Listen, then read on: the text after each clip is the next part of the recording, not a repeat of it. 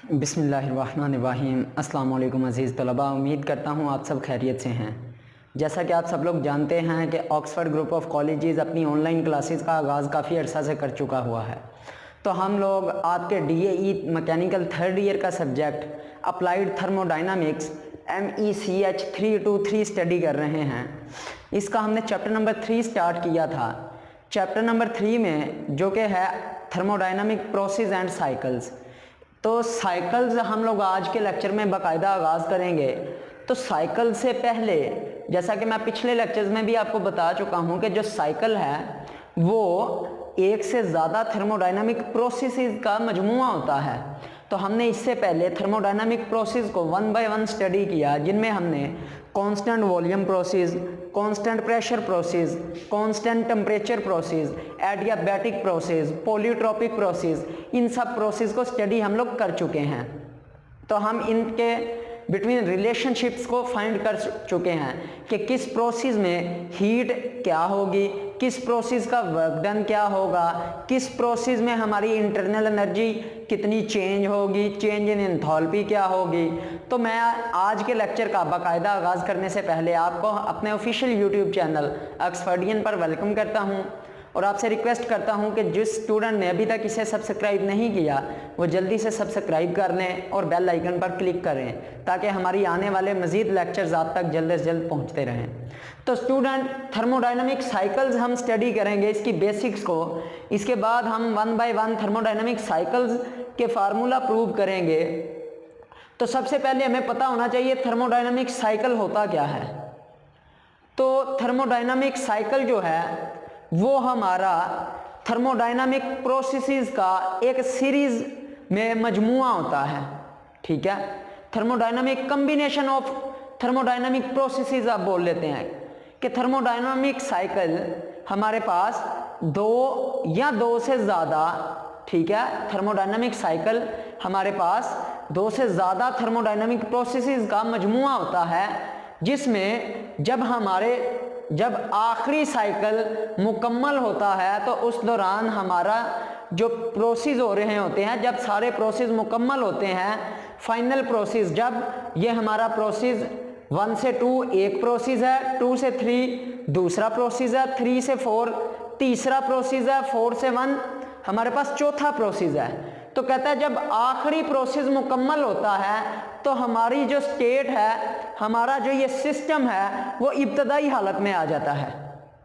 ठीक है, thermodynamic cycle को हम यूं इसकी तारीफ कर सकते हैं कि थर्मोडाइनामिक साइकिल थर्मोडाइनामिक प्रोसेस का एक सिलसिलावार सिस्टम होता है, जिसमें हमारा ये जो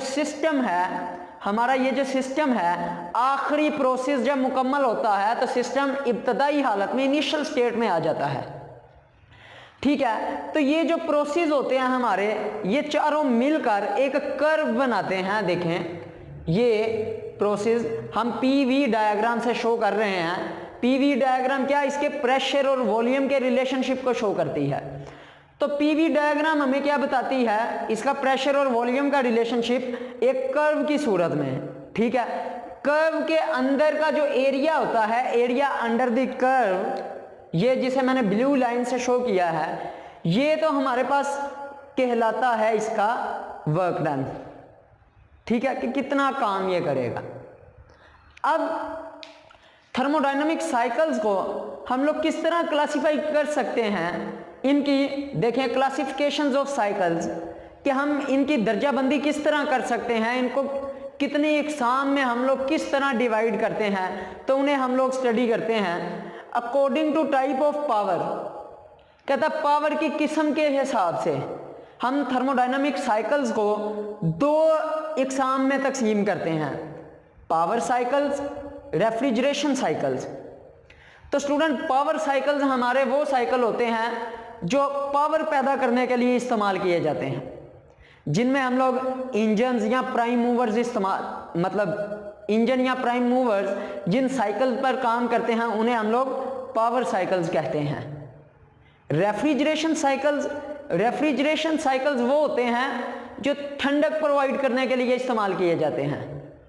इनमें कौन कौन से आ सकते हैं हमारे पास refrigerator, air conditioner, heat pump, ये रेफ्रिजरेशन साइकिल्स पर काम करते हैं।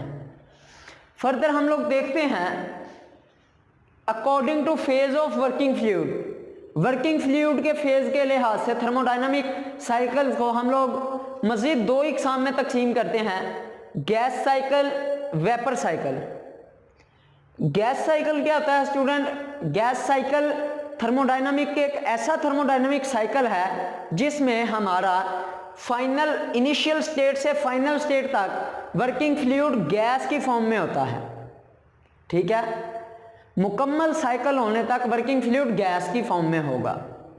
वेपर साइकिल हमारे पास ऐसे साइकिल्स होते हैं जिनमें हमारा वर्किंग फ्लूइड कुछ स्टेट में वेपर फ्लूइड में वेपर स्टेट में होगा और जबकि इख्ताम में वो लिक्विड स्टेट में आ जाता है।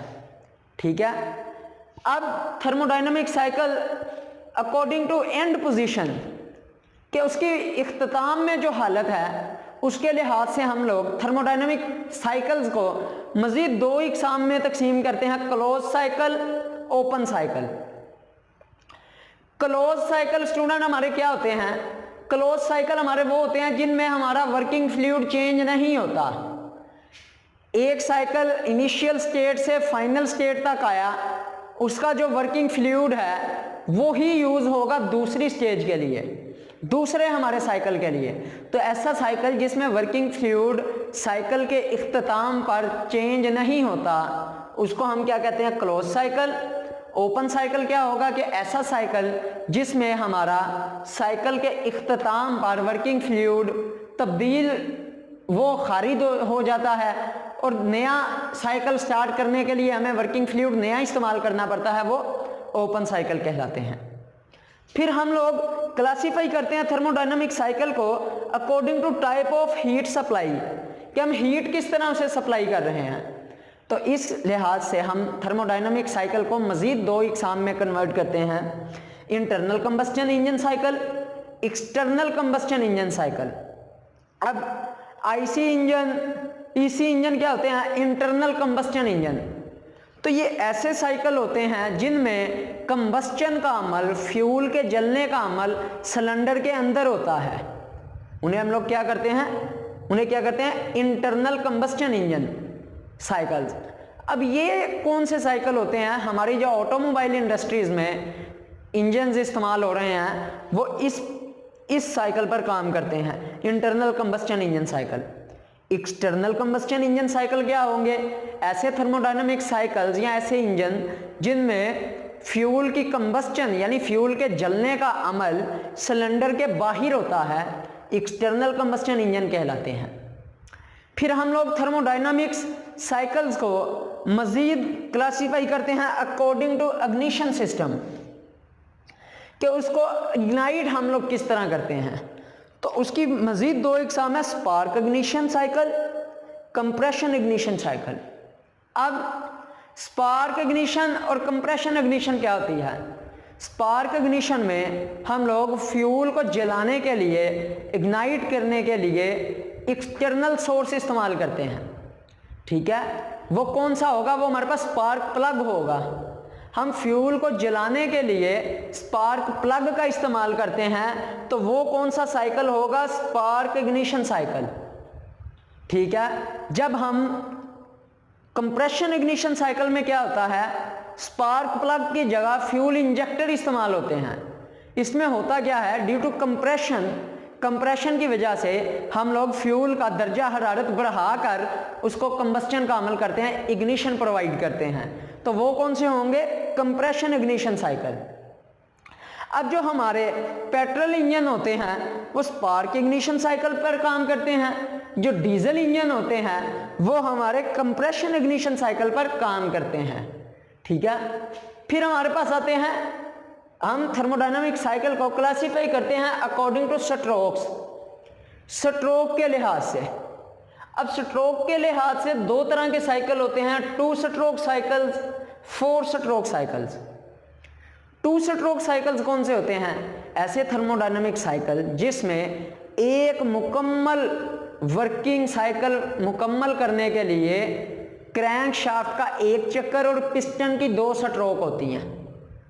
टू स्ट्रोक साइकिल में एक मुकम्मल साइकिल कंप्लीट करने के लिए क्रैंक शाफ्ट का एक चक्कर और पिस्टन की 2 हमारे पास मूवमेंट होती हैं, जबकि 4 स्ट्रोक साइकिल में एक मुकम्मल वर्किंग साइकिल कंप्लीट करने के लिए क्रैंक शाफ्ट के 2 चक्कर और पिस्टन की 4 मूवमेंट्स होती हैं।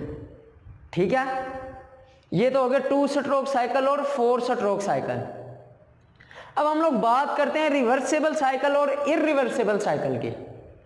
तो स्टूडेंट्स, अगर तो साइकिल रिवर्सेबल प्रोसेस से मिलकर बना है तो वो रिवर्सेबल साइकिल कहलाएगा। मतलब अगर हम लोग साइकिल को उसके रिवर्स चलाएं तो वो वापस अपनी इनिशियल स्टेट पर आ जाए, कोई उसमें तब्दीली वाक़ई ना हो, तो हम लोग कहते हैं कि साइकिल रिवर्सेबल साइकिल है। इसके क्रॉसपॉन्डिंग इरिवर्सेबल साइकिल, अगर हम लोग बात करें कि हमारा थर्मोडायनामिक साइकिल इरिवर्सेबल प्रोसेस पर मुश्तमिल है या कोई एक प्रोसेस उसमें इरिवर्सेबल है, तो हमारा साइकिल वापस इनिशियल स्टेट पर, अगर हम लोग साइकिल को वापस उल्टी पोजीशन में चलाएं तो वापस वो वर्क डन और किया गया काम हमारा रिवर्स पोजीशन में हमारा सेम नहीं होगा। तो हम लोग क्या कहेंगे कि हमारा जो साइकिल है वो इरिवर्सेबल साइकिल होगा। तो ये तो थी स्टूडेंट्स हमारी बेसिक्स अबाउट थर्मोडायनामिक साइकिल, और थर्मोडायनामिक साइकिल को हम किस तरह क्लासीफाई कर सकते हैं। तो हमने आज के लेक्चर में क्या देखा कि थर्मोडायनामिक साइकिल क्या होता है, इसकी दर्जाबंदी क्या है, कौन सा साइकिल किस सिस्टम के अकॉर्डिंग काम करता है। तो इंशाल्लाह हम अपने नेक्स्ट लेक्चर में थर्मोडायनामिक साइकिल्स को, इनके रिलेशनशिप फाइंड करेंगे, इनकी एफिशिएंसी के फार्मूला ड्राइव करेंगे। ऑटो साइकिल क्या होता है, डीजल साइकिल क्या होता है, कार्नट साइकिल क्या होता है, ड्यूल कंबस्टन साइकिल क्या होता है। तो तब तक आप इस लेक्चर को प्रिपेयर करें और अपना ख्याल रखें। हमें इजाज़त दें। Thank you. अल्लाह हाफिज़।